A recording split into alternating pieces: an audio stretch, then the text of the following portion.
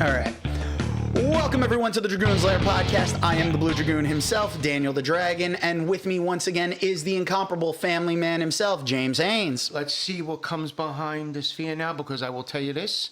It's wear whatever the F you want comes behind the sphere, and I'll get to that later. Okay, so in the meantime, today's episode, we're going to be discussing Doctor Who, the new season. We're going to be talking Daredevil Born Again. Yes. We're going to be discussing Novacaine. And we're going to have our WrestleMania discussion, not all in that order. So, Yes. Yeah. So, thank you, everyone, for tuning in, and welcome back to the Dragoon's Lair podcast. Hopefully, you are listening to us, and we are keeping you well entertained and occupied while sitting in the traffic as the weather gets nicer, since no one knows how to drive. What? Who? Exactly. So, Smile at the camera, too, schmucks. yeah, as you get those speeding tickets from the cameras. Now, I want to just jump in real quick and hit some anime news. So right now, one important thing that I got to say is anybody who doesn't have Disney Plus and is a fan of Bleach, the Bleach 1,000-Year Blood War arc is going to be making its debut on Cartoon Network's Adult Swim. They will be getting that like their Toonami block for Adult Swim that they have on Saturday nights, starting in May. So during the month of May, you're going to be getting 1,000-Year Blood War arc. So that is good news for anybody who doesn't want to shell out the money for Disney Plus, you know. But I also have a couple of recommendations. I started watching the Unwear Minster. It's a weird title. I can barely pronounce but at the same time, it's actually pretty good because it's basically about a kid who wants to be an adventurer and he's part of a party. He has no combat skills whatsoever, but every other one of his skills is triple S ranked. So he is at the top tier of everything. So mining, house cleaning, everything this kid does is like beyond next level. He makes food and it can cure curses. So it's just this amazing fantasy. And he's allergic to pound cake, right? No, he's not like Jumanji. No, but this kid is literally the sweetest, like most innocent guy. They're not even telling him he's their new Minster. So there's an entire adventure going on. The dub is absolutely great. It actually is, the dub and the sub are coming out at the exact same time. Very rare that happens. It seems like I noticed that happens with like minor, like smaller anime that don't have a bigger following. Normally it's usually like 2 weeks and then you get a dubbed episode, unless it's Disney Plus, then they make you wait forever. So there's that one, and then there's the go-to Gorilla Girl. I know, sounds ridiculous, but it's actually pretty cool because everyone of, like, in this world, everybody at, like, the age of 16 gets ranked and they get powers from a different god deity of a different animal. If you get a bird, you might get wings and be able to fly. This girl gets the once in, like, 100 years, she gets the gorilla spirit. The gorilla god is her, like, patron, gives her super strength, like crazy speed, and it's a comedy, but it's also a reverse harem. Right, at least it's better than Murray, who's got the pigeon. But it's a reverse harem comedy because it's the girl with all the guys being attracted to her instead of the guy attracting all the girls. So it's actually pretty funny. I've seen the 2 dubbed episodes that are available at the time of the recording this, and it is a good watch. It's very cute and funny, so I really enjoy it because she's trying to hide the fact that she doesn't like who her patron is, even though it's like she has like this way OP ability. And also, one anime that came back, I haven't gotten a chance to watch it just yet, but I've been killing slime for 300 years and I've maxed out my ability. Season 2 is actually back. I know, huge, long titles, but absolutely, the first season was adorable. I loved it, and I'm looking forward, once the dubs start dropping for Season 2, I'll start checking that out, and I'll give more of a review for that once we get to it. I've been watching Lazarus, which... Yeah, I have to Adult Swim. I have to get to that one. I've heard, because of the fact that who's behind it I've heard nothing but good things. Very good. But I need to have some time to Yeah. sit down because this season has been so jam-packed. Also, one other thing, they did finally drop, so it is available on streaming. I believe it's on Crunchyroll to be able to watch the Overlord movie. That went to the theaters. The dub is available, so you're able to watch that. I recently saw that, and it was just as good as the seasons. And it's a great placeholder since we haven't gotten an Overlord season since season 4, and that was a couple of years ago. So now let's move on. Let's touch on Doctor Who. Yes. So the new season of Doctor Who, you know, I think Ncudi's been doing a great job. Absolutely. Gatwa is phenomenal in this role. There's so much fun in this. And the new companion, the nurse, Yes. as Of she course, called you herself. got a doctor, and you finally got a nurse. Well, no, they had two doctors at one point because Tennant went with Martha Smith. Jones. That's right. Martha Jones was the second doctor. She was another doctor in that. And then there was the Dr. Donna. So there were a few different ones there.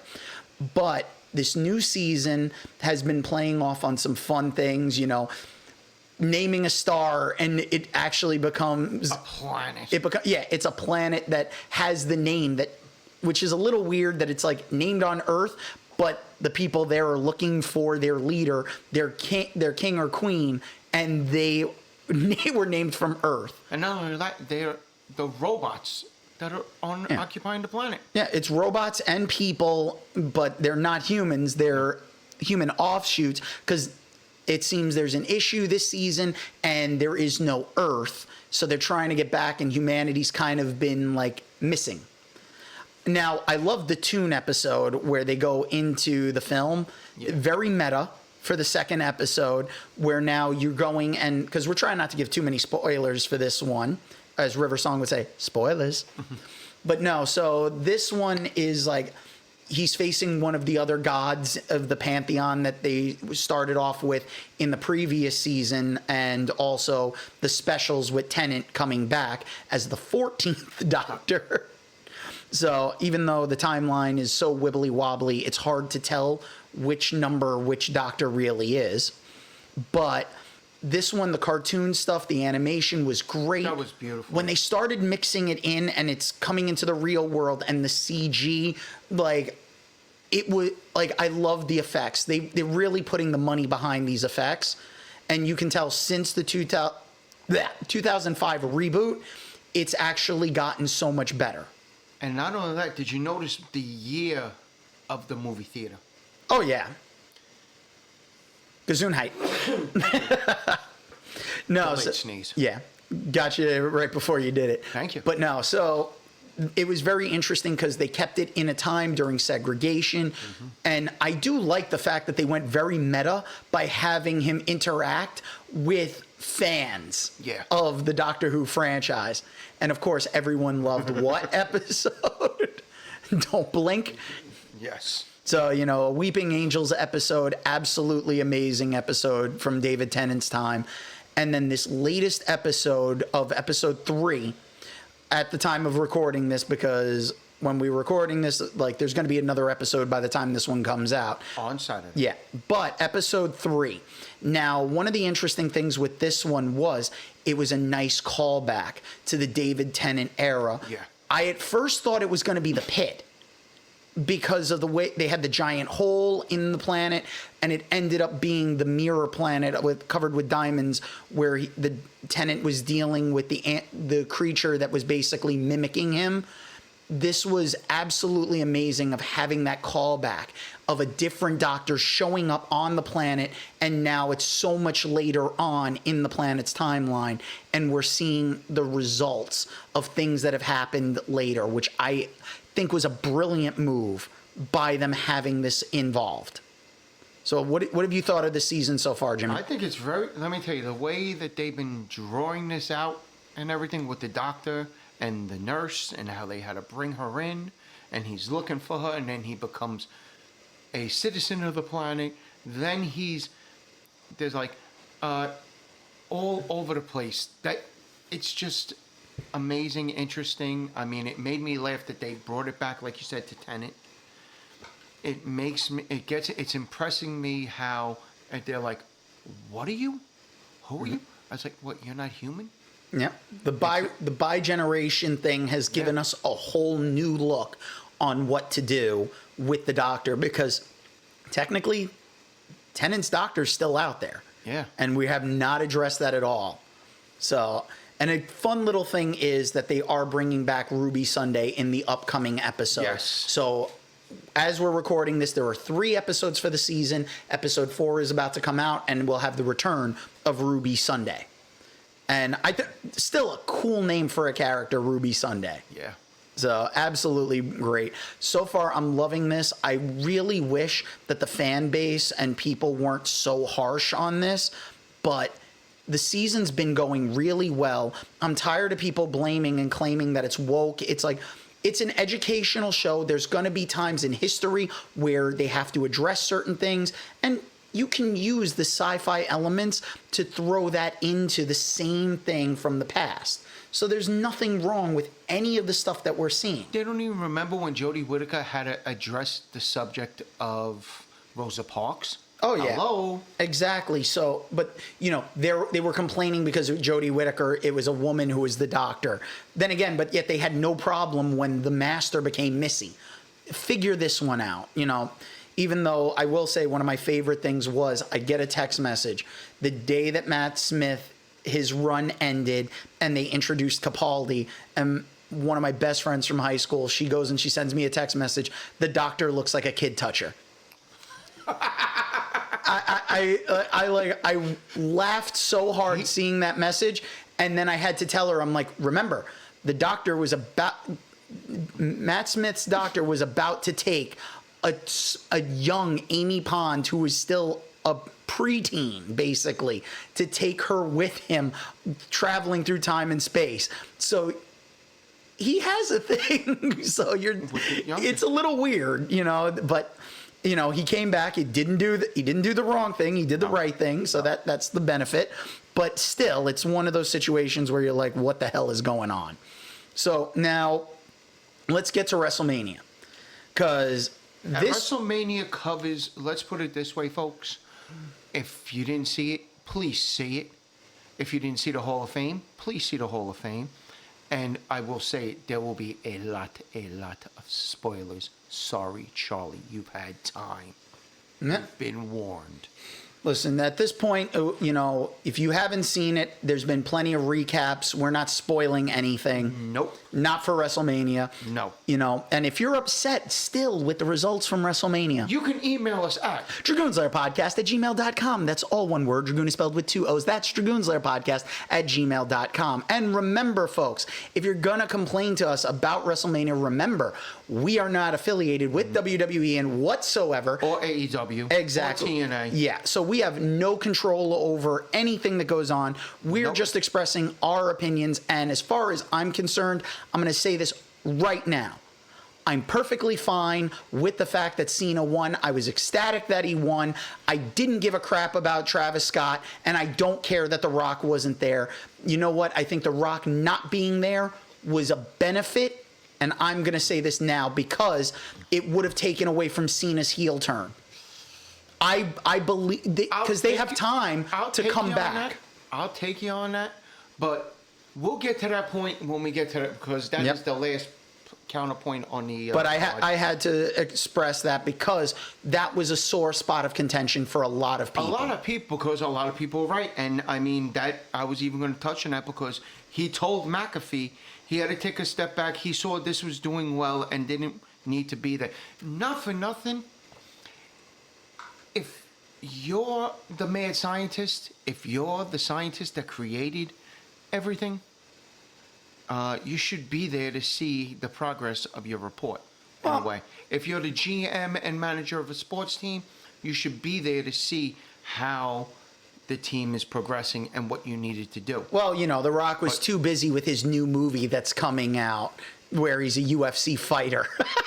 Did you see that one? I saw the trailer. No offense, I'm not impressed. That's the makeup that they put on him to change his face and the hair. Seeing Dwayne "The Rock" Johnson with hair at this point, is hilarious. I know, but So, again, I I wasn't impressed at that. No. But I will tell you now, let's go from that first match that started night one, which Yep. was Jey Uso, the main event himself, taking on Gunther.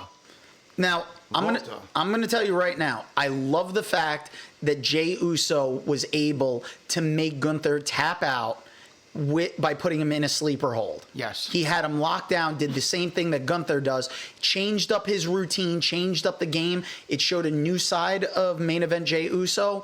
It was well deserved. Even though it was the first match of the night, it set a great tone. And unfortunately, the fact that people were upset that Gunther looked weak in this. Gunther had too long of a reign as the Intercontinental Champion, so you can't replicate that same reign right away with a new title. No. So Agreed. it needed to be a change up, and I think having Gunther being completely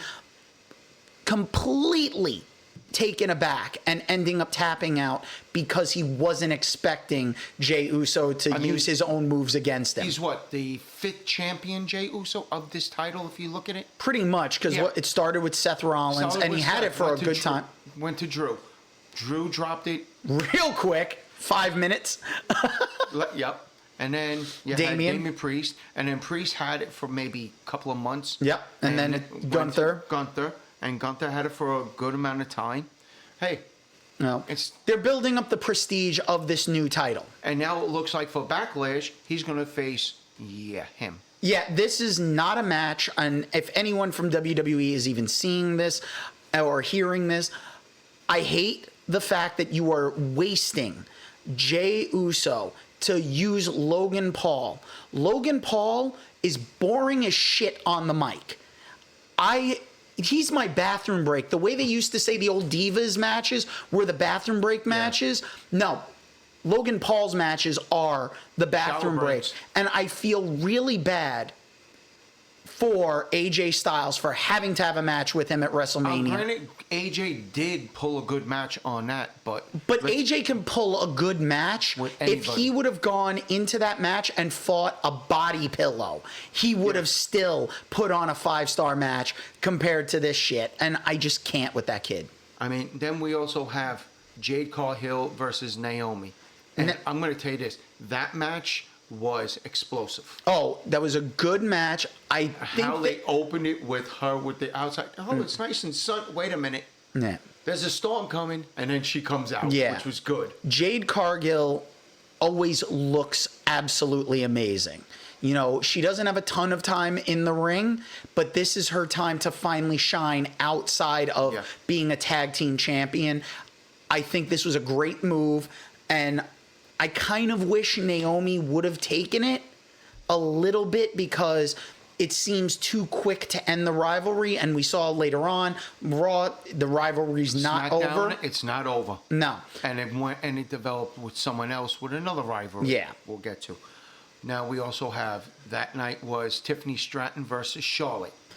Now, amazing match. Yes. But it was a little brutal. It was a little clunky, if you ask. Stratton did an amazing job, but it felt like Charlotte was not there yet. Like, she came back too soon, didn't have enough matches to go into a WrestleMania main event. But this definitely did solidify Stratton as a worthy champion. Yeah. She laid it out. They both walked away with some scars, and we haven't seen, at the time of recording this, we have not seen Charlotte since. But we've seen, like, there's like the bruising and stuff on Stratton's face. You know, Stratton did an amazing job. And her athleticism and Charlotte, both the flips, the amount of aerial maneuvers they both did. They brought everything out on that match. And it was I kind of knew it. It was outside of it being like a little too raw and clunky, they did a phenomenal job. Now you also had, due to a injury, you had masked Americano, yada yada. El Grande Americano, the coffee drink you would get at Starbucks. Yeah. I know, and pay $12 for. Exactly. For a small cup like this. Not even worth it. Versus Rey Fenix. And not for nothing, I like Ray Phoenix, but with this thing has to stop with him with this freaking thing in the mask and everything. Listen, It put him over. But I'm not impressed. The thing about it is El Grande Americano, the character, I get what they're doing. However, it really felt bad that Ray Phoenix just got there. And this was almost like taking away from his momentum because he gets a WrestleMania spot. His first few months in the company, he's right there at WrestleMania. More like few weeks. Too. Yeah. So, and yet here we go. He comes in, he's having great showings on SmackDown and then ends up on Raw, which it was great to see him on WrestleMania doing this. However, El Grande Americano was a joke. Yeah. This is a joke character as far as I'm concerned. You know, thankfully they've at least corrected the Gulf of America to the Gulf of Mexico, because it was still the Gulf of Mexico when he was born there, apparently. Yes. You know, but absolutely ridiculous. It was a shame that Phoenix went and took the L for this one. I know it's, you know, they either have to reveal that it's Gable, or they have to show somebody else with Gable and the person's wearing it and they're the same size. They have to like put a fake tattoo to copy Gable's tattoo just to go and do this, because this gimmick is not going to last very long. It's almost as bad as Hogan wearing the real American luchador mask and stuff. Or when was his sister. Oh, yeah. Oh, God. Santina. Oh, God. Santina, RuPaul called. You're still not allowed there. It was still funny, though. I got to admit, it was funny. All right, so now then what's the other matches? I believe we also had then, who was it? We'll go to the main event, which was the Triple Threat. Yeah. Now, the Triple Threat was an amazing Triple Threat. Did not see that ending coming. So having Paul Heyman make the turn. Now, I did call this, that it was going to come down to Heyman, and I said it was more like Seth is the underdog in this one, and it looked like Rollins was coming out on top. You know, it's a shame because we all love Punk, and Roman is the tribal chief, but Rollins just had it that night, and the fallout from this has actually been very interesting. So I'm looking forward to see where this goes from there. Jacob Fatu versus LA Knight. Amazing match. Yes. Fatu is absolutely amazing in the ring. The fact that a guy that big is doing moves at the speed that he does. And I'm sorry, I love it because there's just that little bit of like the Samoa Joe no-sell there, where it's like he gets back up so quickly. It's like, what else you got? Yeah, it's like, give it more. You know what? LA Knight, love the guy. Very charismatic, great in the ring, great on the mic. But it really felt worthy to give it to Jacob Fatu.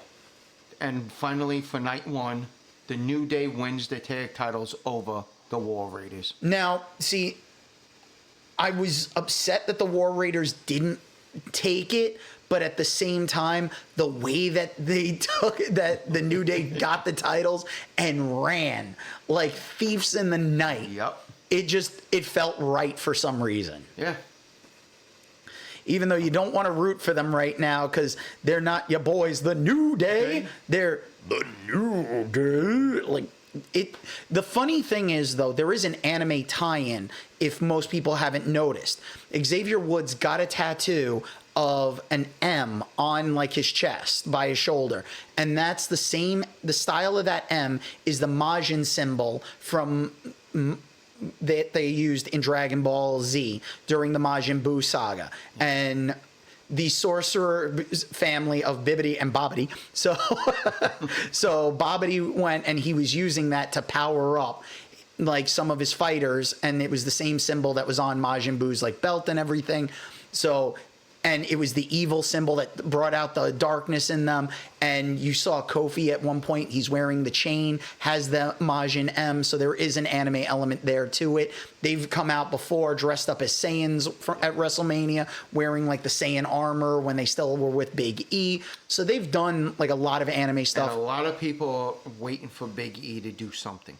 Yeah, well, I think we got a long wait on this one. Do something. He doesn't have to wrestle. No, I think we have a long wait regardless to see where the New Day goes on this heel turn. And by the way, just so you know, Fatu's brother was featured in MLW's Battle Riot, which is similar to the Royal Rumble in MLW, and his brother is like a twin. Phenomenal, younger, phenomenal. Okay. Everybody cannot wait for him to come up to the card. We'll see. We'll see. Now we go to night 2, and what opens it? But Mami, Io Sky, and Bianca. Now, that was an amazing way to kick it off, and that match was, I would say, a complete and total 5-star match. Yes. That match literally set the tone. The women walked out of there with like battle scars. You saw Rhea with a black eye the next day. You know, you saw like Bianca's even saying she's got like a few broken fingers, so she won't be. You're getting few. She showed them. Yeah, she got like at least 3. Yeah. So, you know, they went to war in that match. They put on one hell of a clinic in that one. Exactly. The women's matches, I've always had this feeling, and I've said it back with like the old games, I wish they gave a women's only storyline. I don't know if they've changed that over the years. However, the women's division at this point has gotten so much better that I think the men need to take a lesson from the women. Because the women are putting on like amazing matches. They need another pay-per-view. Yep, they need another evolution. There's been talk of a women's evolution too. They need it. I feel like it's way past overdue. Overdue? It's more like really seriously needed. The fact that Io walked away still with the title, it felt warranted because Io was so overlooked. Yep. But I still wish Rhea would have taken it. But that's just personal feelings. And then we had the Las Vegas street fight. Yeah. Damian Priest and Drew McIntyre. I'm not happy with the result. No. And it was a nice promotion for Doom, for the new Doom game, which was actually cute. But no, it really was like, I'm sorry. I honestly felt like Priest needed to go over in that one. And McIntyre going over with that bullshit selfie thing he did. I'm sorry. I just wasn't feeling that match, especially by the end. They did a great job beating the hell out of each other up until the end. The ending, I think, was where that match had like its biggest fault. Mm-hmm. Then we have the Intercontinental title Fatal 4-Way. Yep. Dom, Dirty Dom, Braun Breaker, Finn, and Penta, and they all came out of the gates beating the hell out of each other. The fact that there was a good cohesion between Finn and Dom, that worked so well, especially by the end where Dom takes the opportunity and pins Finn for the win. Yep. You know, it was worth it. Him hitting the frog splash on to break everything up, to get everything going.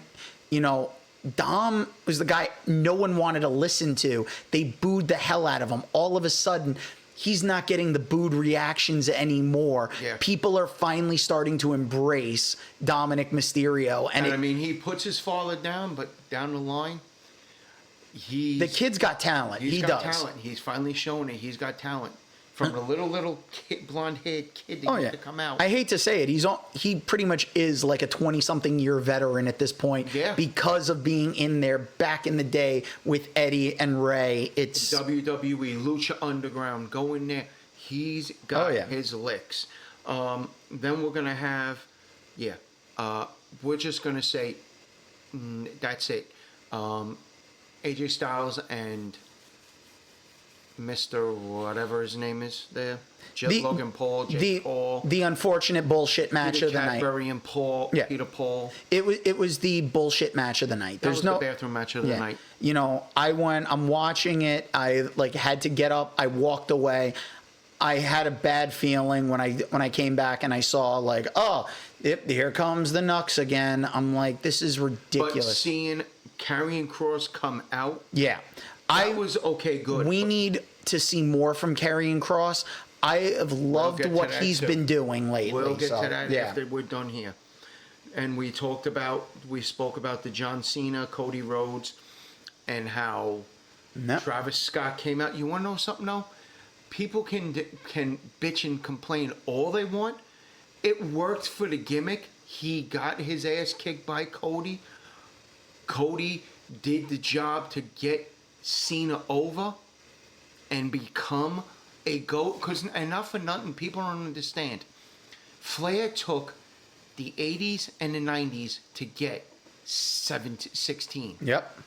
Cena did it in the 2000s alone. He did it in the 2000s, but you got to remember, decades have changed. So we've gone 2 decades because the early aughts and now like the 2010s to the 2020s. Yeah. And now so he's in almost a 2.5 decade. Yep. And he's been doing a great job. You know, Cena's gone to the part-time status. He's doing something no one has done, because I honestly believe when he's done with this and his dates are up, he's done. He's now down to what, 33? No, I think he's in the 20-somethings, the high 20s at this point.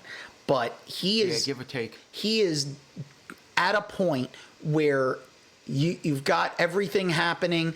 He's not the guy that everyone forgot. He was a heel when he first started. Yeah. After Ruthless Aggression, when he became the Doctor of Thugonomics, he was a heel. He was a heel, but he was so lovable as a heel that it's like he was the heel you loved, because no matter what. Loved him. Everybody waited and anticipated him to rap.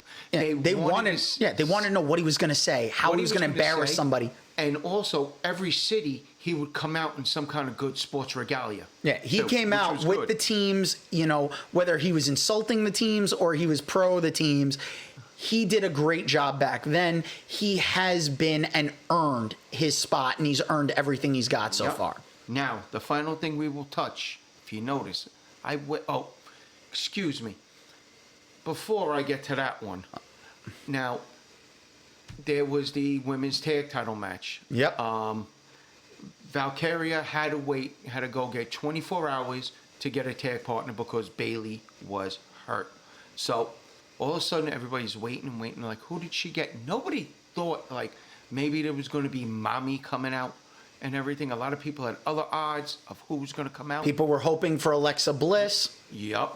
Instead, one Becky Lynch. Yeah, we got the man. We got the man to help her. And then we got disappointed. I know, which was a day later. We'll get to that next. Yep. And then finally, like I said, the most anticipated match, the 20-year anniversary of Randy Orton. And who does he face? You want to say his name? Because everybody else has. Say his name and he appears. We believe in Joe Hendry. No, not for nothing, he did not disappoint anybody. No, he didn't, and you know what? He never does anymore. And the thing is, you know, some people were critical, saying like, you know, you disrespected the TNA champ. It's like, he's the TNA champ. The title wasn't on the line, and not only that, but you got RKO'd several times by Randy Orton. Yep. I'm sorry. You put Randy Orton over, and he did. He didn't just. His job. Randy Orton put Joe Hendry over, really. Yeah. Orton doesn't need it. Orton is at that level, and he just gave the biggest rub to Joe Hendry. So absolutely, everybody was waiting to see who Randy was going to face. A lot of people were hoping for Nick Aldis, but you know what? Yeah. I was glad it was Hendry. Yeah. Because I don't think it's time for Aldis to lace up his boots again just yet. No. Nah, he left with the 10 pounds of gold in good hands with Tom Latimer and NWA and Billy Corrigan. Now he's here. I'm glad he's here. And then down the line, hopefully next year, he can tell Levesque to bring his wife into the Hall of Fame. Well, it's only a matter of time. Mickie James is a first ballot Hall of Famer no matter what. Yeah. Well, time's up. Okay, so now we're going to get to just a smidge of the night after. Because you kind of have to. Because somebody came out that everybody was waiting for. And who was it? Rusev. Yep. Rusev returned, which was a phenomenal return. You know, the Raw after WrestleMania is usually crazy, but seeing Rusev come back, it wasn't just a comeback. It was amazing because you watched the New Day run.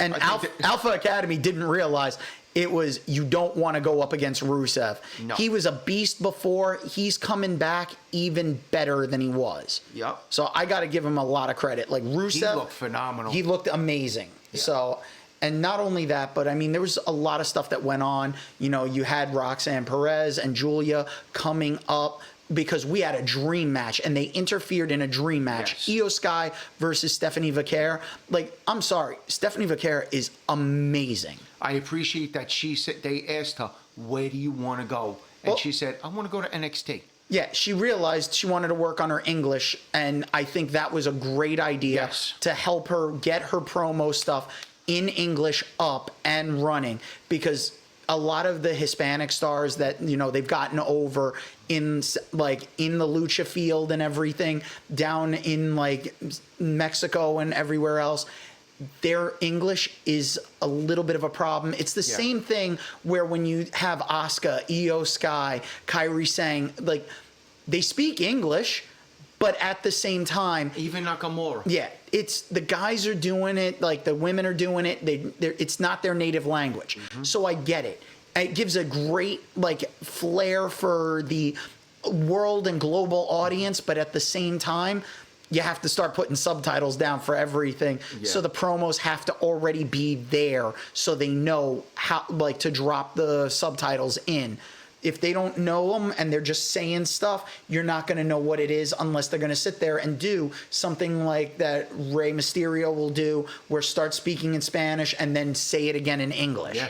So there just needs to be like that bilingual element from everyone, and Vaquer has really stepped up her game, and she is absolutely phenomenal. Very much, very much. I also like to give a great shout out to Becky with that heel turn. That was worth it. This way now the man is back at being the evil man that she is. I know. But also, not for nothing, it was nice with Braun Breaker now becoming a Heyman guy. Oh, well, he kind of was for one night only on NXT. I want to get off of wrestling though, because we're really like going deep into this. But we got to go and we got to touch on Daredevil Born Again. Yes. Because we skipped that last episode because we had so much fun with Danielle. Thanking her, I want to thank her again for showing up and letting us know about Screamboat and all like the behind the scenes stuff. Plus her one woman show, which there's still a link in the previous episode for the tickets. I will put the link in this episode as well. So hopefully if you're in the New York area and you can get the tickets, go see her show. I highly recommend it. It's something that you should definitely go out and support her. And if you need help, you can email us at dragoonslairpodcast@gmail.com. That's all one word, Dragoon is spelled with 2 O's. That's dragoonslairpodcast@gmail.com. Yes. So make sure you send us the emails on that one. Now, I gotta say, I put the polls up on Spotify and we got a result. I asked if people prefer going to the live theater or the movie theater. The results came in for the movie theater. I think some people just didn't understand like that, what live theater is like. But you know what? Everybody's entitled to their preference. By the way, just to touch up on the movie theater real quick before we go. Okay, come on. Born Again. Hurry up. Freaky Tales. Did you see it in the theaters? Nope. Did you know it hit the theaters? Nope. Guess what? It hit the theaters? No, it's streaming. Okay. Son of a bitch. Well, I found it out on Prime. Yeah. Well, towards the end of May, we are going to go and hit a streaming movie because I do want to hit Fear Street. So this is something you can look forward to towards the end of May. We're gonna cover Fear Street, the new one, Prime. I think it's Prom Night. So we're going to do that one. I love the first 3 that they did. So Netflix, if they do the same job that they did with the Fear Street, like the first 3, this should be a really good one and worth it. So we'll definitely be discussing that one towards the end of the month. Now, And that's just a little sneak preview. Let's go to Daredevil. Yeah. Now, Daredevil Born Again. The way everything wrapped up, we had an amazing season. This was a great return. You know, unfortunately, everybody wanted Foggy and Karen more. And because they wrote Foggy out at the very beginning, Karen disappears. She makes sporadic returns. But you've got a cast of people that we're not as close with, you know, so it's a little difficult. But you felt that connection with Matt, and you felt that connection with Fisk and his wife. So we're seeing everything unraveling, and Ben Urich's daughter, doing her reporting and everything. This season set up what season 2, which has already started filming. Plus the bonus Punisher movie. Getting a Punisher Solo. stuff, is it going to be a movie, or is it like a little... It's going to be a little solo series. Yeah. It's going to be a bonus series, special series. Which I'm okay with. Yes, you know, me too. I don't think it deserves another movie. No. Because The Punisher has had, which I laugh when you ask people and they're like, there's 2 movies. There's The Punisher and The Punisher War Journal. And I'm like, yeah, you're forgetting the one with Dolph Lundgren back in the 80s from Canon Films. That and Louis Gossett. Yeah. And the first one was absolutely fun. Yes. And very violent. It was very 80s, early 90s. But no, like the Punisher being in there, they're setting up some really good stuff. Mm-hmm. So, I mean, I really enjoyed it. I would put this one as like a must-see series, especially if you were a fan of the Netflix version. Yes. There's a little bit of a deviation to it because now it's rolled more into the MCU. The only drawback is we're mentioning other heroes, like other street level heroes are being mentioned. However, you're not going to see Spider-Man, even though Fisk makes a reference because of the Sony contracts and everything. Yes. So that's a little disappointing. But have you seen some of like the stills and stuff from the season 2 that is already being released? No, not yet. I've seen the picture of Daredevil's new costume. It's the black and red. And I mean, the suit is black with the red DD on his chest. Yes. And I'm telling you right now, from what they've done in the comics back in the day with that suit, this is going to be... That means they're basically setting up Gangland. Yep. They're setting up Gangland. Well, this is going to be him taking on Mayor Fisk. Yep. This is going to be a good one. His diabolical detectives there. I mean, did you see what he did to the chief of police? Oh, yeah. I mean, the only thing I got to say was did he look like a cantaloupe or a honeydew the way oh my God. Oh, yeah. No, like, listen, it's getting bad. But we've always known Fisk was a monster. D'Onofrio has done a phenomenal job, like showing that.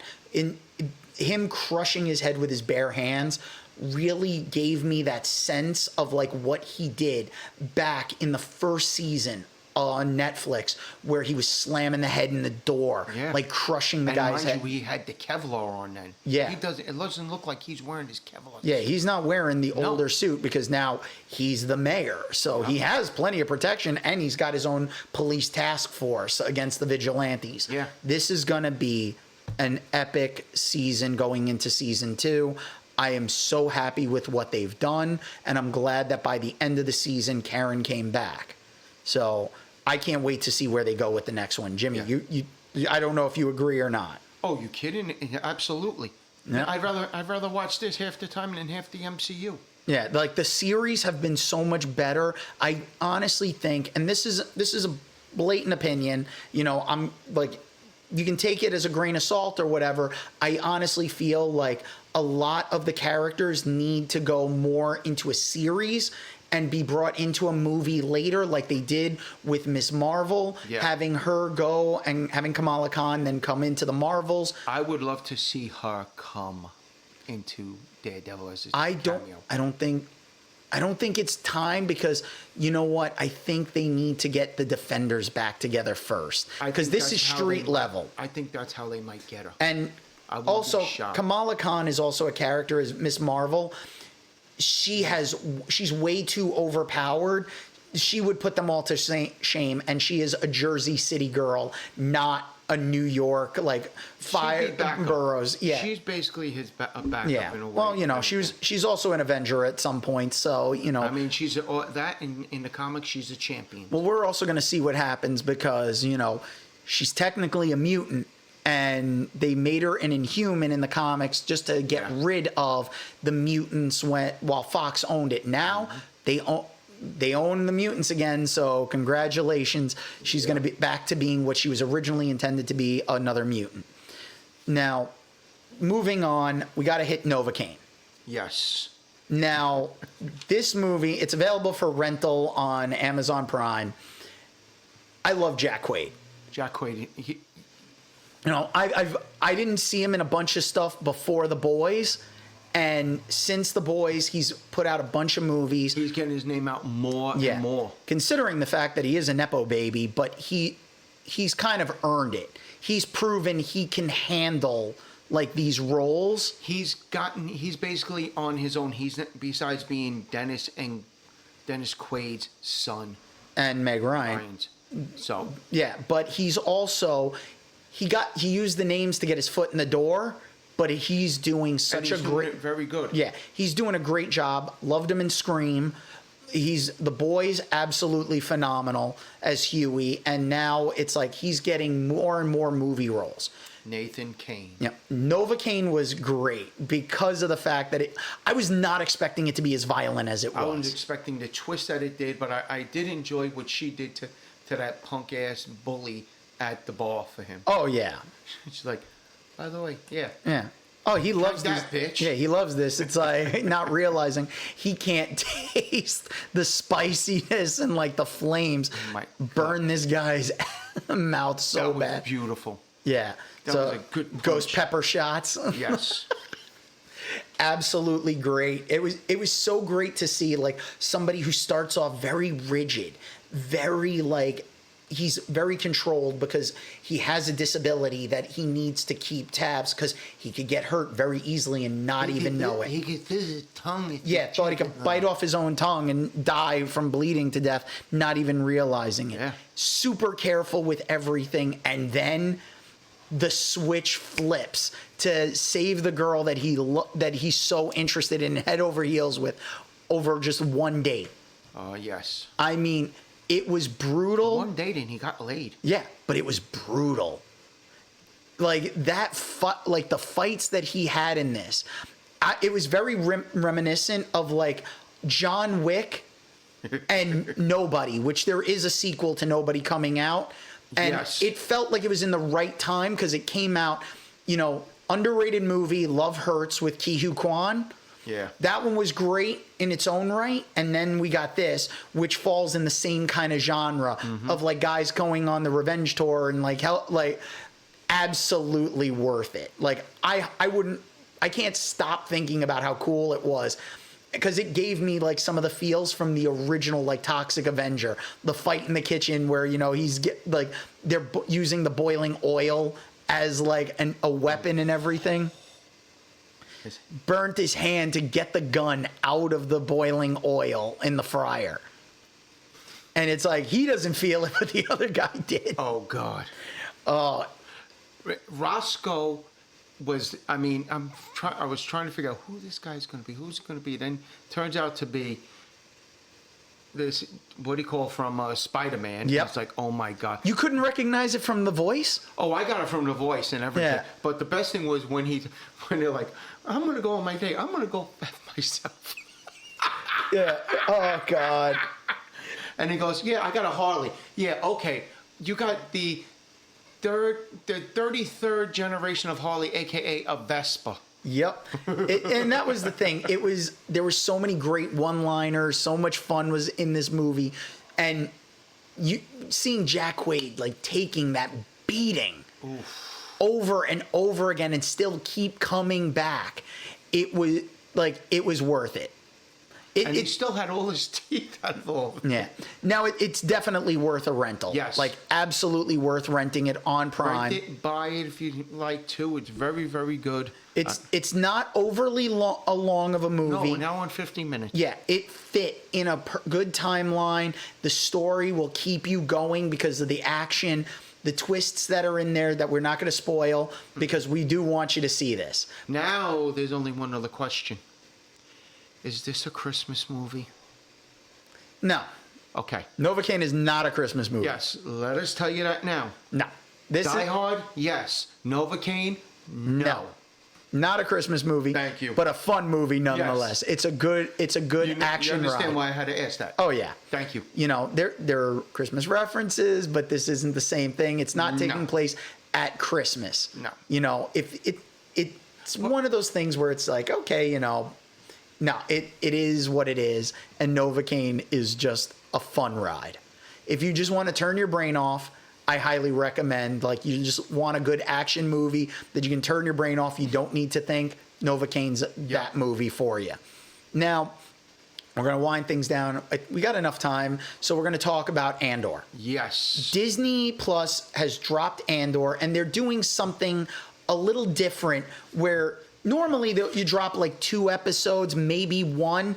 They're dropping 3 episodes, and these episodes are about an hour each. Yeah. So they're giving you like almost a mini movie with every single episode. It's picked up after now. It picked up after he left prison. Yeah. And basically, it also picks up even more through it. It goes another year later with another situation.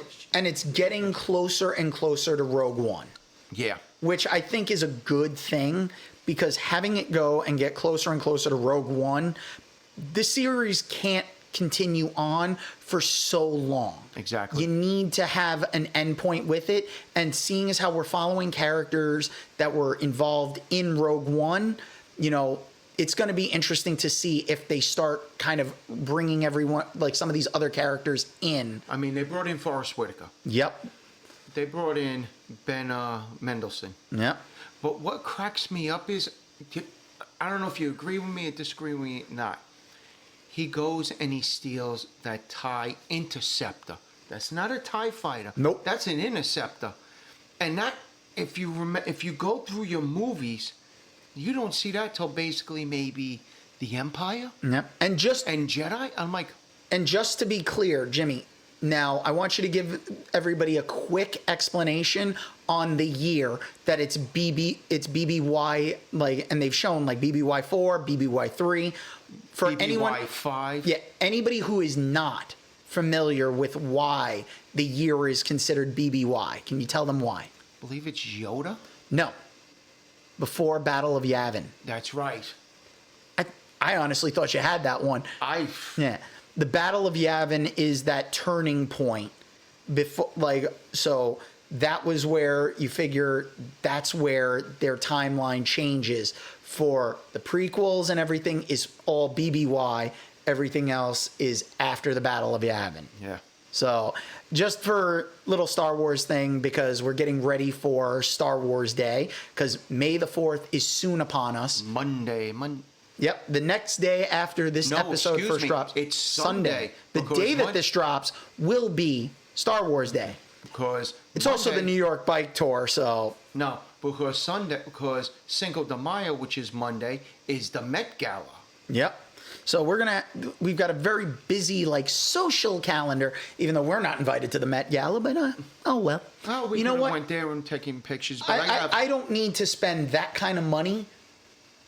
I get what they're doing, but it's No, I'm not going to be a part of it. I have, and hopefully she's listening, a literally heinous, and I hope you see this, my little sister, person that's been told since she's moved here from Michigan to get her keister there, because that's her wheelhouse. Okay. The fashion industry and everything. Yep. Speaking of which, under Andor and everything, I don't know if you even saw it. I got it caught because it came up on my timeline with shows that I'm watching, everything on Disney. Yeah. A second season of Light and Magic has come out. I don't even remember the first season. The first season told us about Star Wars, how he created Industrial Light and Magic, how he used his studios to create parking lots to create the battle scenes for for New Hope, Empire, etc., and everything. And this one, it goes into the digital age. It speaks about how even Ahmed Best is a big part of episode 1 and 2, as everybody knows. Ahmed Best almost took his own life. But also, you know who's a member of Industrial Light and Magic and people would laugh at him? Who? Laugh about the information? Hiro Nakamura. Yep. Before he went to Heroes, he was doing computer work Oh yeah. on there for the. Well, listen, there's a lot of great people that work for ILM, and they do an amazing job. Yes. And so, you know. And they're going deep because Industrial Light and Magic, you got to remember, he helped Indiana Jones, he helped Willow, and do all those little effects and everything. Oh, with the yeah. computer. Well, that's the thing.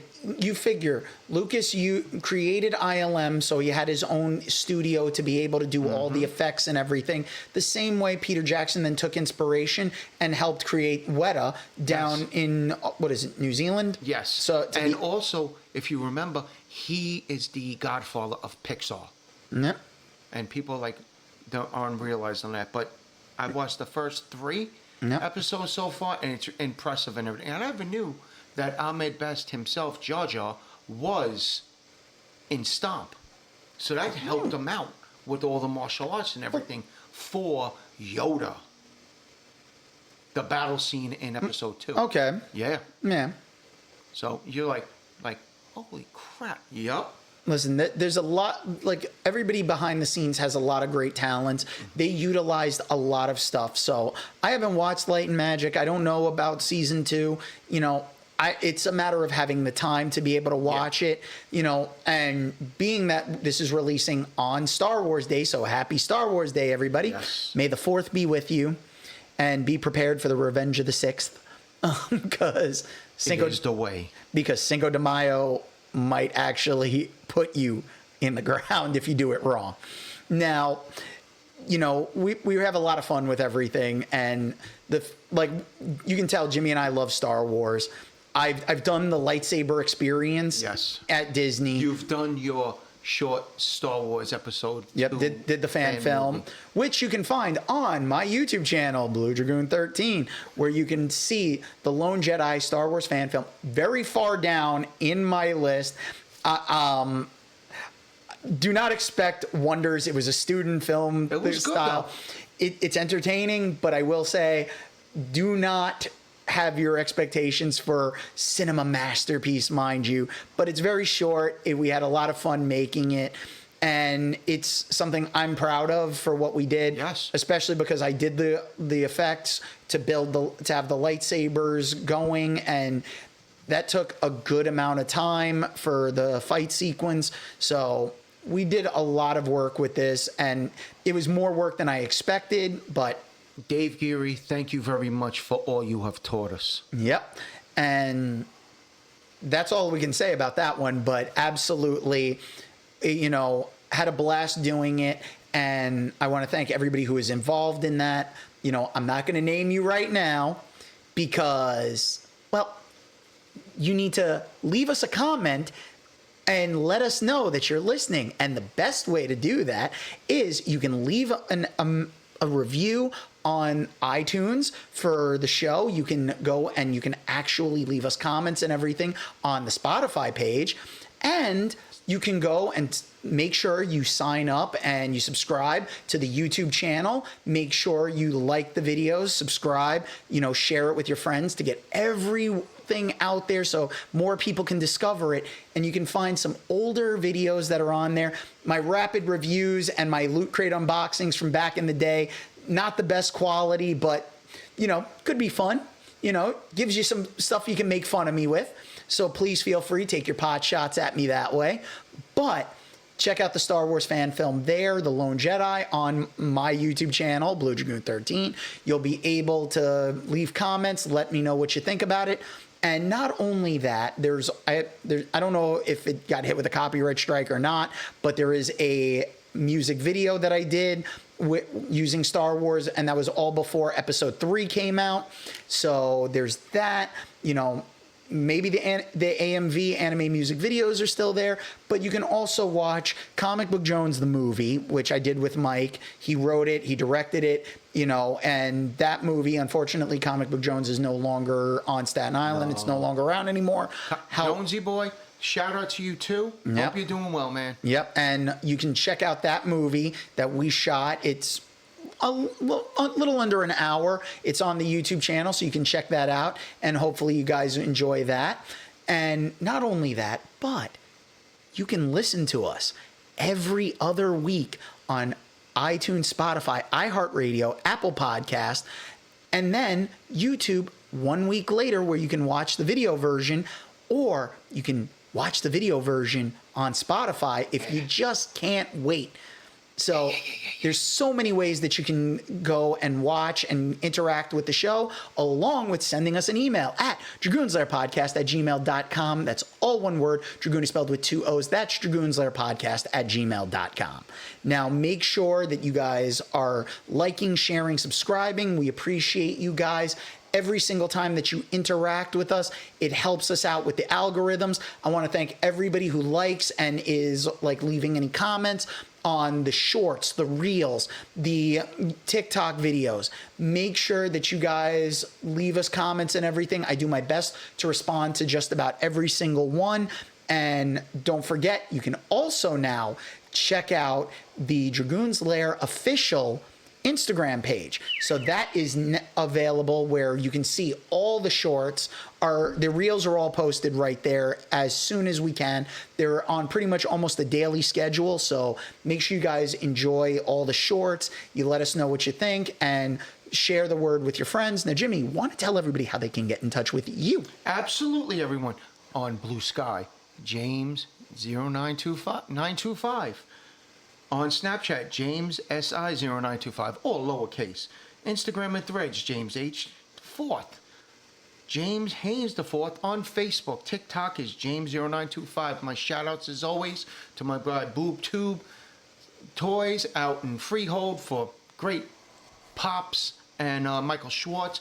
Keep it going, keep it up. I know you're in Alberta, Canada right now at the Comic-Con and everything with Armored.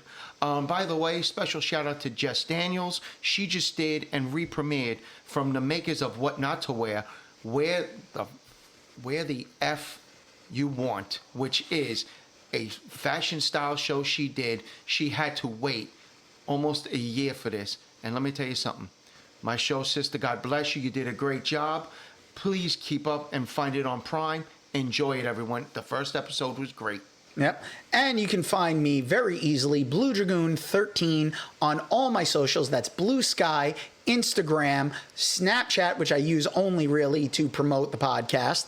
And there's TikTok. You can find the Blue Dragoon 13 YouTube channel. You can also go, and there's the Twitch channel. You can join the Discord group, and the links are all listed inside any one of my socials, because I have my link tree there, so you can check them all out and you can sign up, follow us on every platform. It helps to get the word out. And in case one platform goes down, we're on so many others. I post on Threads, Blue Dragoon 13, so you can get there.